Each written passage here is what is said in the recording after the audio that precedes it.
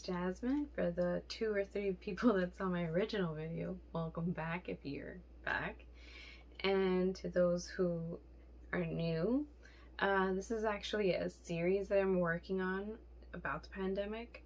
I'd originally intended for this channel to be a distraction for the people that needed it during this pandemic, and also a little bit of tips and some suggestions I had for keeping your sanity, because it certainly helped with my sanity during this time, and just wanted to share it.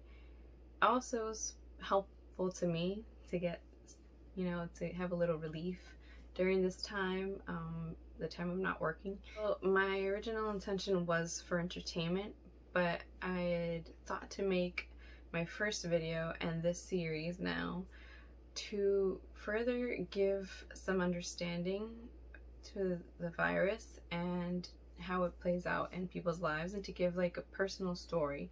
It helps to have a personal connection, or rather like to know of other people's personal connections to whatever it is that we're going through. It could, be helpful, you could relate to it, or if you can't, if you are one of the people that didn't really think that it was a big deal, you could see how this pandemic affected a family. So in my first video, I explained that I live with my parents and my older brother. I also mentioned that we thought we weren't going to get sick at the beginning. I thought we weren't going to get sick. I thought this quarantine was going to be like fun. I was going to be able to work on my art, going to be able to work on my writing, read all the books that I bought prior to the pandemic. I just thought about that. If I read all the books that I bought, I would not have anything to read anymore. And that would be scary, because I need to go to the store and pick out books in order to buy them, and in order to enjoy them, I can't just order them offline. I need to see them. I need to go to like Barnes & Noble, the local bookstore, to be able to pick up books. It's one of my favorite pastimes, aside from reading, actually looking at books. That sounds really dorky, but anyway, I digress. So yeah, I thought I was going to do all of that, and then we got sick, and none of that stuff happened. I'm going to explain to you how this all affected us and our personal stories within the pandemic, or the virus, sorry. I've actually had some notes so that I can be a little more prepared than the last video. The last video I drew a blank. I'm going to start off with like I'm sorry if I keep looking that way. It's hard to focus this way. I keep looking in the center, and the center is off center in relation to the actual camera. This is really not my comfort zone. Let's go forward. So I'm going to talk about the symptoms that we all suffered through. I'm going to talk about my dad first. We thought that he just had his regular either allergies or his regular like cold that he normally gets around that time. So we got sick at the very beginning of this all. So around March, whenever the quarantine happened, the very beginning, that's when we got sick. My dad around that time, usually gets sick around this time of the year. He's not very like careful. He doesn't really like take care of himself, and he works in mostly a cold temperature place. And my dad is one of those people that don't wear like the heavy coats during the winter. I really don't either, but I've been, wanting to get a little more bundled up during the winter time so as not to get sick, because I don't like getting sick, and when I do get a cold, it lasts. It might not last a long time, sometimes it does, but I end up dry coughing for months. So I can't get rid of that for months, and I feel uncomfortable. So my dad showed symptoms of like a really bad cold, and we thought it was normal at first. We were like, oh, it's certainly not the virus, right?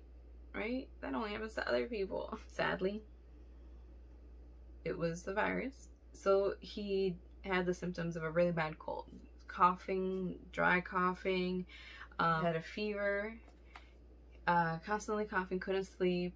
He moved into the living room to be able to sleep better. Then it progressed to him having difficulty breathing. That was definitely when we started taking this a little more seriously, with a little more like, okay, for sure, he could be sick. He could have this. Because those are the symptoms that we were aware of, right? Dry cough, fever, difficulty breathing, right? And he had all of those, and so my brother and him planned to go to the hospital. And so he left around 156 pounds. He left the hospital a few months after at 117 pounds. He stayed with my brother for a few weeks during his quarantine time. Even though he was already finished with the virus. He left my brother's place at 111, and now he's at 100, or the last weigh-in was at 119 pounds. So that's awesome. And it's a lot of sacrifice that got us there. A lot of hard work. A lot of him eating so many meals a day. He also had a viral pneumonia along with the virus. That's what they told us. And aside from that, because of all of that, actually, he has lung scarring, and he just got a scan was it today? No, yesterday. And he had his regular doctor's visit today, and so we're hoping to see the new or hear the news of how it's all how he's progressing. But those are his symptoms. My dad also has an oxygen tank. I mentioned that in my first video, but if you didn't see that, he has an oxygen tank, and he's been progressively lowering the amount of oxygen that he needs, but he still uses it. So we have faith that he's gonna let it go because he has been progressing. So his sleep schedule is all over the place. He doesn't sleep consecutive hours, so that's still a problem. This is several months after. So we started in March, and we're now in September. Came back with no real muscle mass. He's been building it really slowly.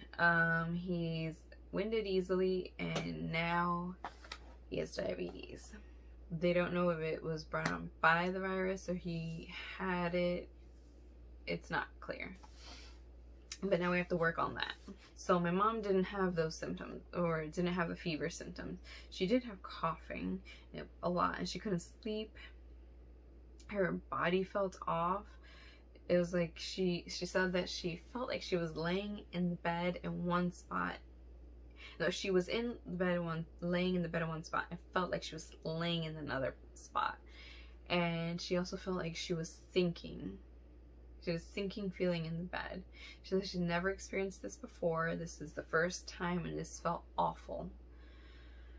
And aside from the coughing, then her, because of the virus, her heart, she has high blood pressure, diabetes, and high cholesterol. So because of all of that, and the virus threw her body out of whack, being nervous about my dad in the hospital, it all took a toll on her, and she got a coronary injury, and it could have been worse. We're happy that it wasn't worse. We're happy that the doctor said that give it about 3 months and you would feel like your heart would heal from that. This is way past 3 months, and we're doing great. At the very beginning, she was tired. When she came back from the hospital, she was tired. She was really weak. She couldn't move that much. She came back better than we thought that she would, but she still weak and needing help. She got winded easily. She said that when she went to the hospital at that time is when she could no longer breathe properly. And then when she came back, she was having like chest pains when she did anything. So we told her to slow down. Even if she got better, still slow down. And because of that, she also got a diabetic ulcer on her foot, and it got worse. And then she got a burn close to it because she didn't have a lot of sensation on her foot. So she put like a heating pad, and she couldn't feel that she burned herself, and so it all got infected. And now it's healing. But yeah, that was pretty intense. And let's see what else. Oh, she also said that she had nightmares. Was pretty strange for her. So my mom said that she was hungry, right? I mean, she was not hungry. We weren't really eating. So she wasn't eating, but she said that sometimes during the middle of the night, she'd have to wake up and eat oatmeal because she would be really nauseous. And she was nauseous during the day. So she was also nauseous at night when she wasn't because she wasn't eating. That she was treated for pneumonia in the hospital, but she didn't have pneumonia. She left the hospital. She was also coughing for several weeks, and we didn't feel that we could finish the quarantine when she was here until she stopped coughing. So when she stopped coughing is when we started, relaxing on it, and we started getting closer to her. And she said that her body felt strange for some time after. Like, it was in shock. Like, she didn't really feel much. She was really weak, like I mentioned. And because of all of this, we had a trouble balancing her diabetes and stuff. So even with the meds, it took a really long time for anything to be balanced. It's still something that we work on. Even with a diet, we completely changed her diet. She is not, I mean, even before she had changed her diet, she didn't want to eat as much starchy things or a lot of carbohydrates, so even less now. And it was still at the very beginning, it was a juggling act to get her to be balanced in all of her situations, all of her illnesses. My brother had a more straightforward symptoms. He had earache, scratchy throat, and abdominal pain, and he had that for several weeks. So that's what he had, and that made it uncomfortable for him to do a lot of things, but he continued to work. He did have the rest of it for the abdominal pain. For me, it felt like I had a sinus infection, like a head cold. I didn't cough. I had eventually, so it felt like there's a lot of pressure on my head. I had headaches. I had a scratchy throat maybe once, then it went away. Because of my sinus infection or my sinus pressure, I had like an ear pain, but then I know it's the sinus pressure, and it felt like that. So it didn't feel like I had like a regular sore throat, earache, sore throat situation. So I didn't think that I was sick, because we were all experiencing different symptoms. Someone can tell you something, you could know something, but when it's happening to you in real time, sometimes it's a little like, is it really happening? Am I being paranoid? I don't know. Until then, I got a fever a little bit after. My body was hurting. I started becoming really weak. I was really dehydrated. I had a lot of diarrhea, to the point that I couldn't eat. I mean, I wasn't feeling like eating, but I could not eat because it would come out, and I didn't want anything worse to happen. So I was trying to get rid of the fever myself, which I did. After a few days, it was gone, and it wasn't too high of a fever. So like right in the cusp. Oh yeah, so there's this weird symptom that I had that I didn't really hear about at the very beginning. So aside from my body hurting, my skin hurt. So I couldn't have anything touch me, and I couldn't touch anything because it was so painful all over. I couldn't, if somebody bumped into me, it hurt. I couldn't grab, I couldn't open this. I couldn't open it. It hurt so much. I had to hold things like this. It was really painful. I had never experienced anything like this, and they didn't mention this at the beginning, so I was so confused. And then when the body aches came, I was just like, this is just awful. I'd stayed in bed. I could barely get out. I had to have help at the beginning. So when my dad went to the hospital, he tested positive. They said, for sure my mom has it. And I was like, if my mom has it, we have it. Because I'm always around my mom. and she also was the one that helped me go to the bathroom. So my mom went to the hospital. She was also tested positive, so we knew for sure we all had it. Now, the second topic that I want to discuss is the emotional state of being in the hospital.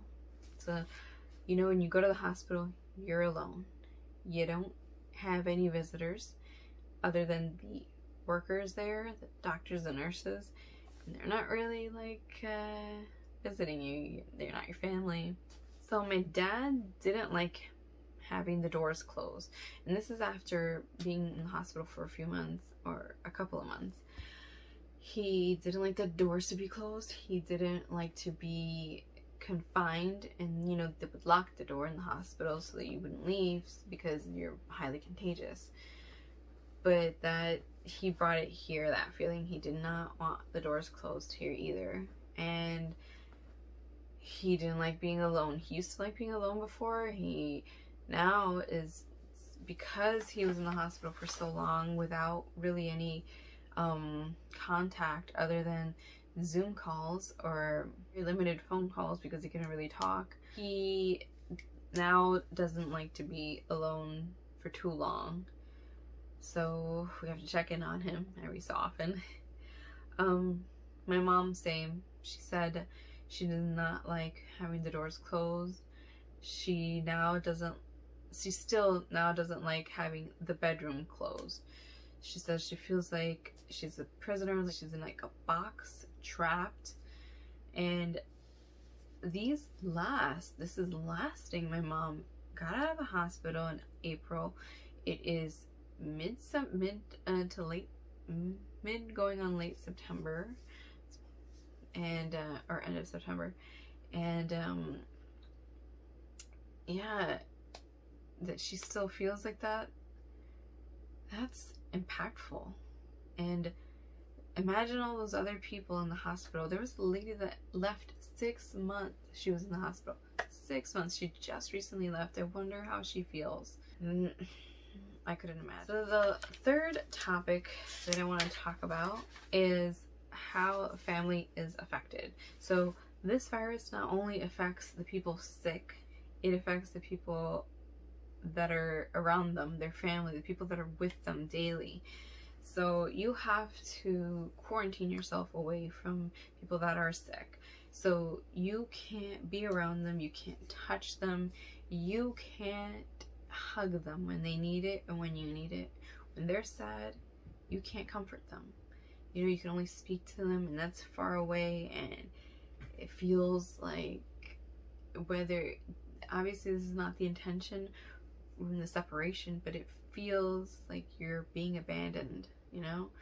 And that, not an easy feeling to shake emotionally later on.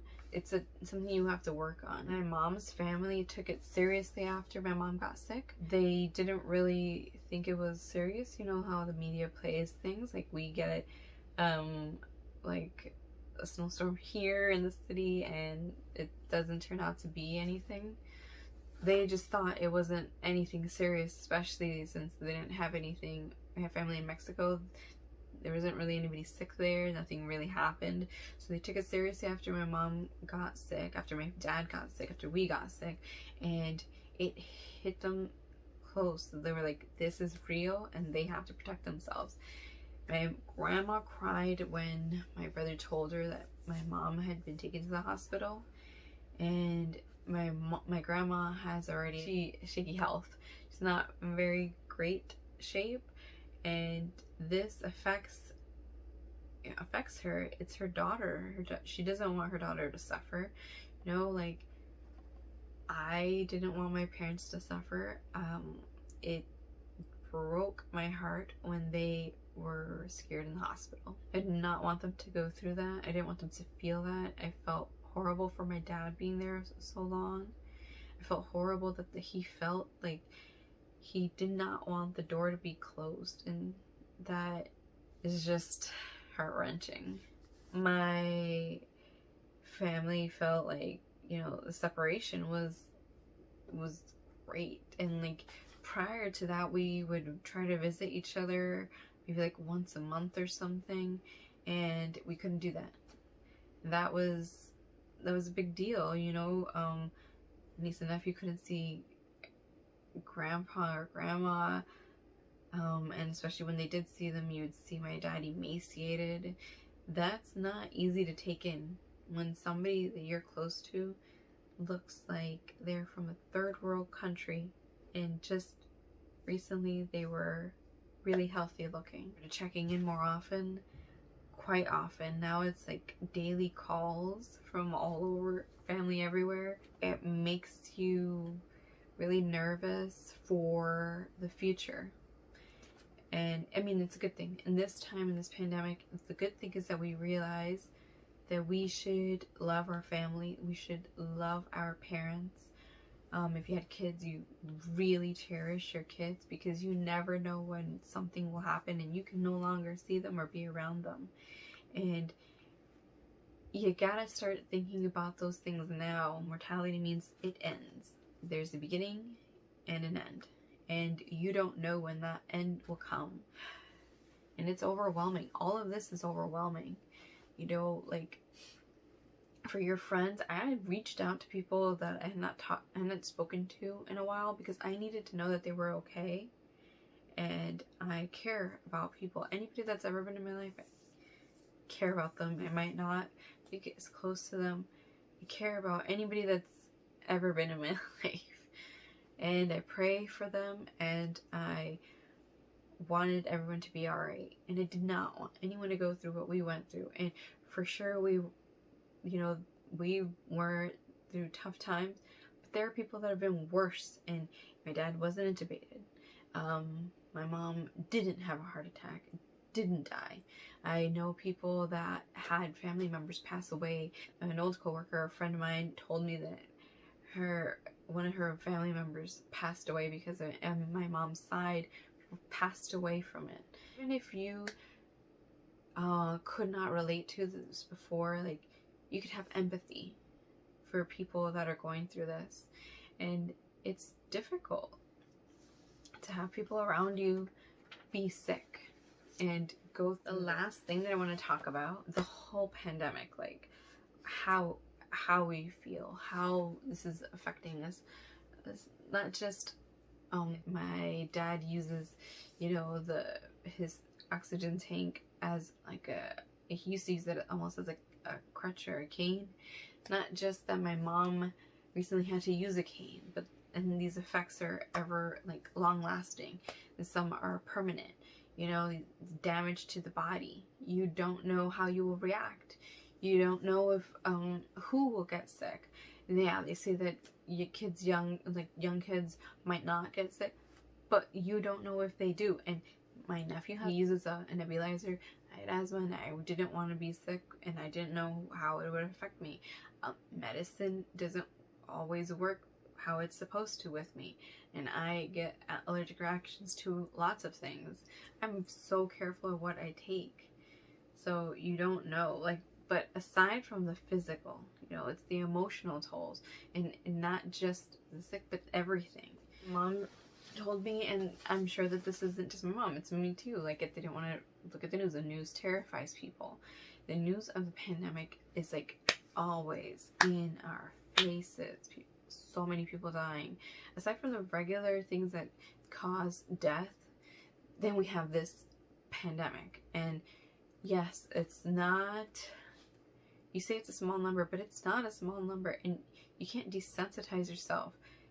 It's a sickness that is killing people, and that should scare you, because somebody might get it and they could die from this that they didn't have to have. It also heightens fears, and being trapped indoors isn't helpful. A lot of people are suffering from anxiety, from the stresses of not being able to have a job, from the stresses of trying to provide for your family, of trying to have your business not die. You know, it's a lot of stuff.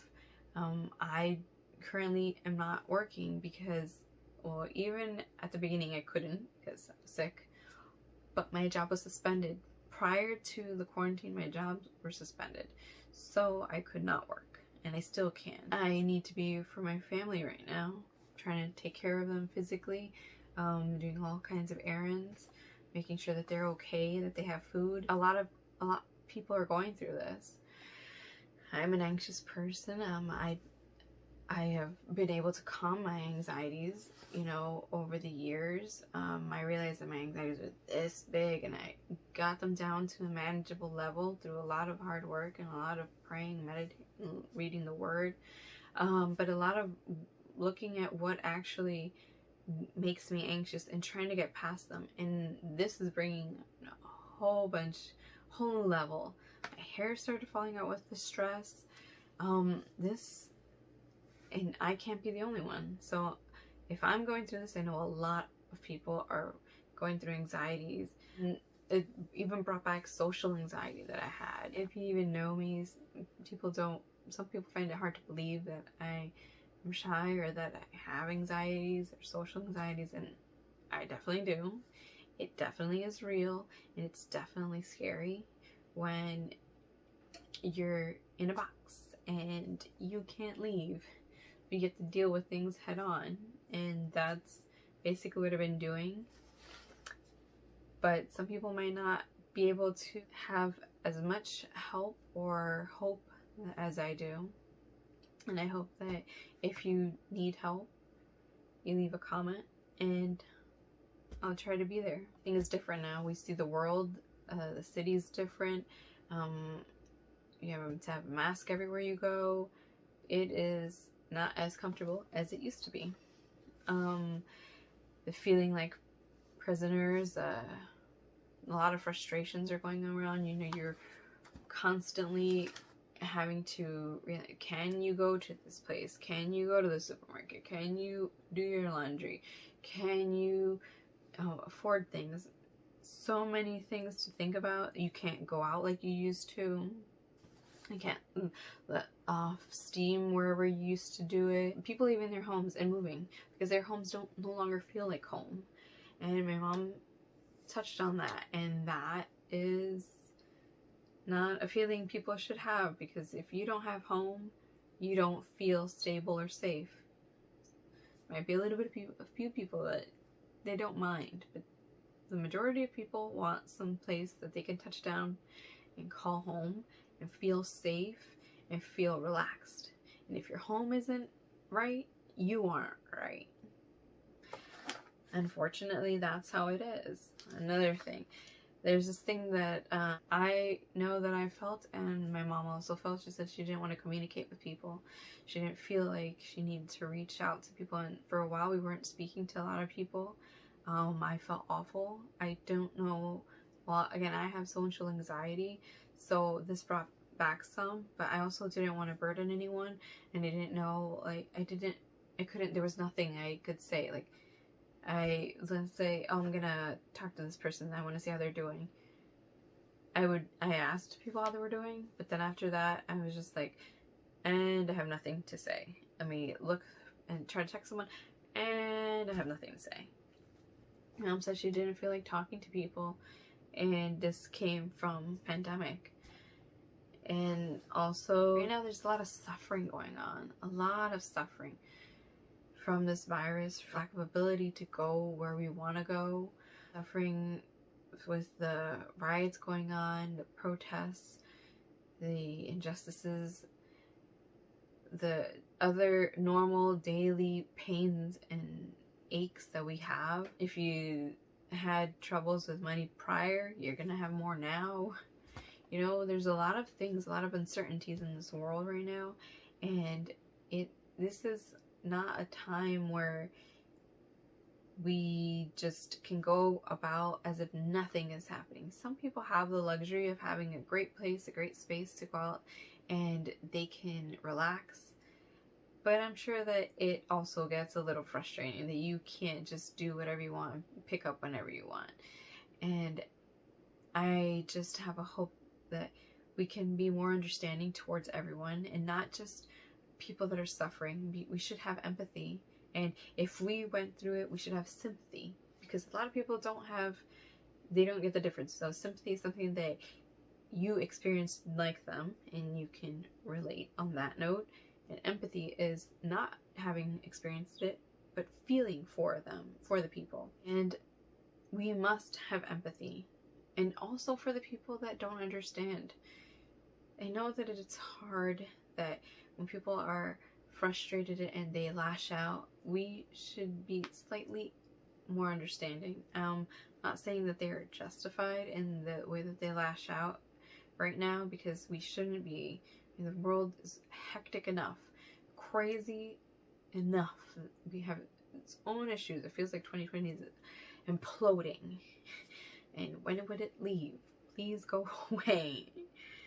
But it feels crazy, like it's never ending, and this nightmare does not need our lack of empathy towards anyone, you know?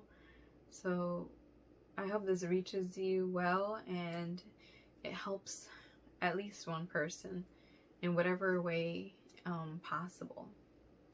Alright, thank you for watching, and I hope you have a great night, because I'm about to go to sleep. It's probably like 3:30 in the morning. Bye!